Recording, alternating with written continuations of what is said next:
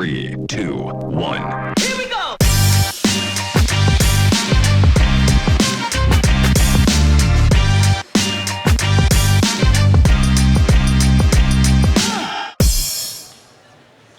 L'Alstech et les CHU qui se rencontrent le temps d'une journée, chaque année officiellement, parce que toute l'année ils travaillent ensemble, tout ce beau monde, et ils en ont besoin. Voilà, on est installé à Bordeaux, le CHU Alstech Connection Day, c'est la 4e édition.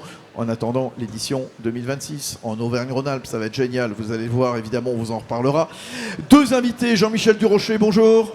Bonjour Fabrice. Le CEO de Time Tonic, vous allez nous expliquer tout ce que vous faites. Et puis Quentin Demanet, bonjour Quentin. Bonjour. Quentin Demanet qui est adjoint au directeur de la recherche et de l'innovation de l'AP-HP, voilà, l'assistance publique des hôpitaux de Paris. Time Tonic, c'est quoi? Alors c'est une start-up française. Vous développez une plateforme cloud de gestion collaborative. Alors vous y faites quoi et vous destinez ça à qui? Tout à fait, donc Time Tonic est une plateforme de gestion collaborative no-code. Data et IA, no code, ça veut dire sans programmation, sans code. On peut créer ses propres outils collaboratifs, automatiser ses processus dans le but d'être autonome et de pouvoir accélérer la transformation digitale, remplacer les tableurs, les Excel, les Access, tout un tas d'outils qui polluent un petit peu la productivité et facilitent, grâce à Time Tonic, la possibilité de lancer des services qui vont optimiser la recherche dans le cas de la DRCI et les processus internes d'un hôpital. Alors justement, concrètement, vous faites quoi pour un hôpital alors, donc on a la grande chance d'avoir été choisi par la PHP, par le CHU de Bordeaux qui nous accueille aujourd'hui, par le CHU de Caen aussi maintenant qui nous a choisis. Et donc la plateforme est utilisée pour digitaliser les processus. Ça veut dire quoi? Ça veut dire qu'on peut partir d'un formulaire, par exemple, interne pour des demandes d'évaluation ou externe, par exemple, pour la possibilité de collaborer avec la PHP. Et ce formulaire va ensuite être le début d'un processus complet de validation, de suivi des étapes, de confirmation, de planning, de mesure, de facturation éventuellement.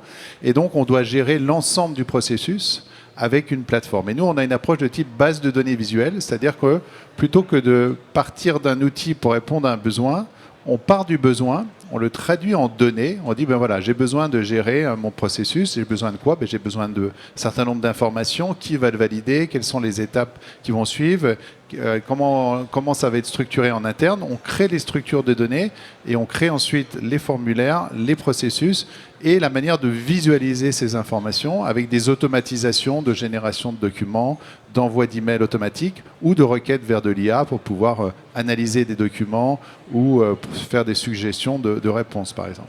Alors justement, racontez-nous comment vous vous êtes rencontrés, Jean-Michel Durocher, Quentin Demanet. Quentin, racontez-moi justement cette rencontre avec Time Tonic. Cette rencontre, c'est d'abord la réponse à un besoin. Du côté des directions de la recherche clinique et de l'innovation, on avait un besoin de renforcer notre performance opérationnelle.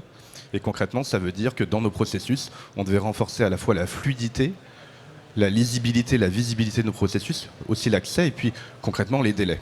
Et donc pour ça, on avait 2 modèles. On avait le modèle de s'adapter à des logiciels qu'on trouvait ou pas sur le marché, ou le modèle de créer les nôtres. Et avec le développement du no-code, et notamment les automatisations permises à partir de l'IA, on s'est dit qu'il y avait quelque chose à faire. Et donc on a plutôt été chercher Jean-Michel, puisqu'il n'était pas avec Time Tonic dans ce domaine de la santé, en se disant mais on a peut-être quelque chose et on voudrait pouvoir tester votre solution sur des processus qui peuvent sembler très particuliers, mais qui en réalité, une fois qu'ils sont dématérialisés, une fois qu'ils sont créés, peuvent aussi s'adapter à plusieurs besoins.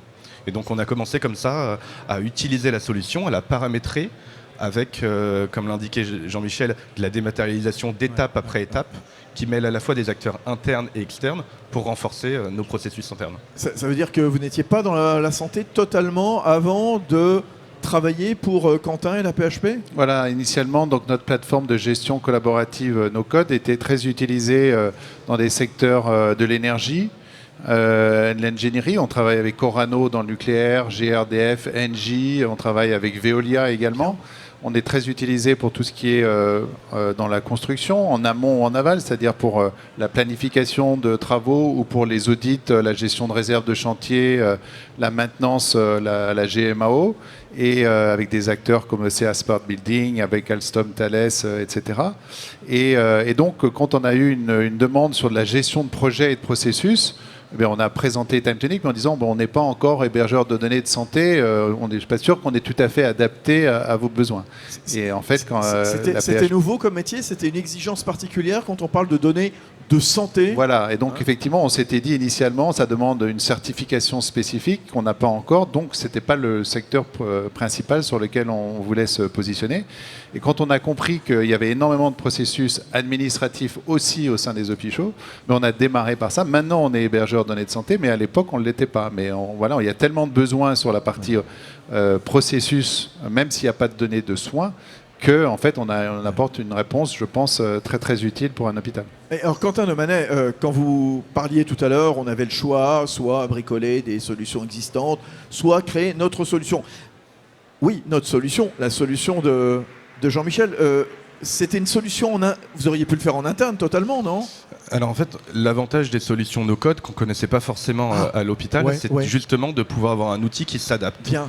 Et en fait, on a paramétré l'outil que proposait Jean-Michel à nos besoins. Et en fait, c'est là-dessus que je dis c'est bien notre outil. Entre guillemets, un tableau Excel, il peut être utilisé de plein de manières différentes. C'est vrai. Mais là, par définition, on l'a paramétré pour répondre à notre besoin et avec, évidemment, tous les modules qui sont permis et les automatisations permis par TimeTonic. Donc en fait, TimeTonic nous sert sur plein d'éléments à dématérialiser nos processus et chacun des éléments correspond finalement à une application un peu différente. Jean-Michel Durochet à la tête de TimeTonic. Alors on a parlé de la PHP, on reviendra vers vous évidemment Quentin dans un instant. Le CHU de Bordeaux, c'est quoi la collaboration que vous faites avec eux ? Le CHU de Bordeaux, c'est aussi grâce à la collaboration avec la PHP. Ils avaient le directeur général de la DRC avait également ce besoin de remplacer des tableurs, des emails, du papier, des processus qui n'existaient pas parce que c'était un peu réparti à des besoins différents. Et quand ils ont vu que la PHP avait choisi, ils sont renseignés un petit peu, est-ce que ça a l'air de fonctionner ? La référence. Voilà, et donc on a pu digitaliser maintenant à la PHP, c'est plus de 60 personnes qui ont été formées comme makers, c'est-à-dire capacité de réaliser leurs propres outils. Et donc, ce qui est intéressant, c'est qu'effectivement, au CHU de Bordeaux, maintenant 1 an, je crois qu'ils ont déjà plus d'une trentaine de processus aussi digitalisés, depuis la recherche clinique, la direction générale, les ressources humaines et direction de la qualité, etc. Oui, Quentin ? Ça, c'est un élément important à avoir en tête, c'est qu'en réalité, les besoins de la PHP, aussi différents, soyons-nous, ils ne sont pas très différents des besoins aussi du CHU de Bordeaux. On a la même réglementation, on a les mêmes process, et donc du coup, ce qu'on arrive à faire de notre côté peut être très largement duplicable à d'autres CHU, et donc via la conférence des DG de CHU, via entre guillemets la structuration des 32 CHU, on a souhaité aussi faire partager évidemment ce qu'on a fait avec TimeTonic, et en se disant si ça répond à notre besoin, ça peut répondre au vôtre. C'est un bon ambassadeur, apparemment, oui, tout à fait. Quentin de Manet pour vous. Ouais. Et ce qui est intéressant, c'est qu'avec les plateformes no-code comme TimeTonic, qui sont à la fois une capacité donc, de gestion, de centralisation, d'automatisation et de création, l'outil lui-même, c'est-à-dire le résultat, ce qu'on a créé comme application, finalement, l'expertise de la réalisation, apprendre à maîtriser l'outil, on apprend assez vite. Après, il y a des profils de personnes qui sont mieux adaptés que d'autres, mais ce qui compte à la fin, c'est la compétence, la compréhension du métier et la capacité à le transformer en un processus carré, structuré. Et ça, les hôpitaux sont très forts là-dessus, la PHP particulièrement. Je suis très admiratif de la capacité vraiment à créer le processus complet. Comment est-ce qu'on fonctionne ? Parce que c'est Quelles sont les étapes ? C'est inédit quand même de pouvoir créer comme ça sa propre application. Et Quentin de Manet insiste là-dessus en disant c'est notre solution. Exactement. Et ce qui est très intéressant, c'est que ça répond à un besoin spécifique, sur mesure, parfaitement adapté. Sûr, on ne prend pas quelque chose qui est plus ou moins adapté. Flou, on crée exactement le bon outil. C'est fin. Et le temps et la compétence, elle est dans les métiers et dans la capacité à faire. Et l'outil est un catalyseur, mais n'est plus la contrainte. Quentin de Manet, la PHP. Du coup, pour compléter, ce qui était intéressant pour nous, c'était la capacité très vite que les acteurs ont de s'approprier l'outil. À partir du moment où c'est le métier qui conçoit selon ses besoins l'outil, et ben tout de suite, il y voit un intérêt, une compréhension, c'est très intuitif. Ça, c'était le premier point.